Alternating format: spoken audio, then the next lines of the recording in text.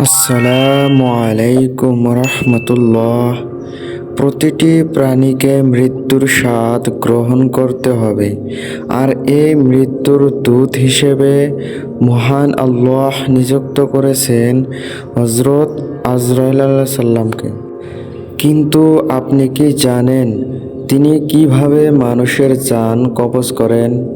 কেন তাকে দেখে পাপীরা ভয়ে থরথর করে কাঁপে? আজকের ভিডিওতে আমরা জানব মৃত্যুর ফেরেশতা সম্পর্কে কিছু শিহরণ জাগানো তথ্য। হাদিস অনুযায়ী যখন আল্লাহ আদম আলাইহিস সালামকে সৃষ্টির জন্য পৃথিবী থেকে মাটি আনতে বলেন, তখন অন্য ফেরেশতারা ব্যর্থ হলেও আজরাইল আলাইহিস সালাম সেই দায়িত্ব পালন করেন। এরপর আল্লাহ তাকে মানুষের রূহ কবজের কঠিন দায়িত্ব দেন।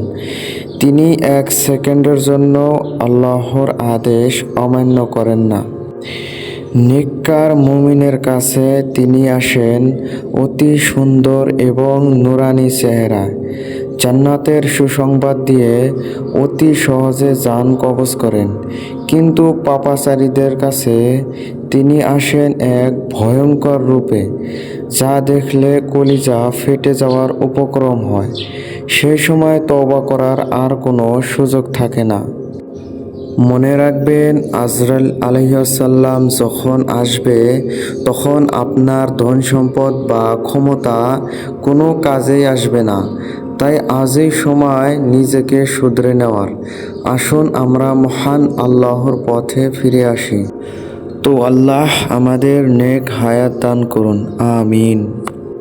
তো ভিডিওটি ভালো লাগলে কোরআনের আলো চ্যানেলটি অবশ্যই সাবস্ক্রাইব করে রাখবেন।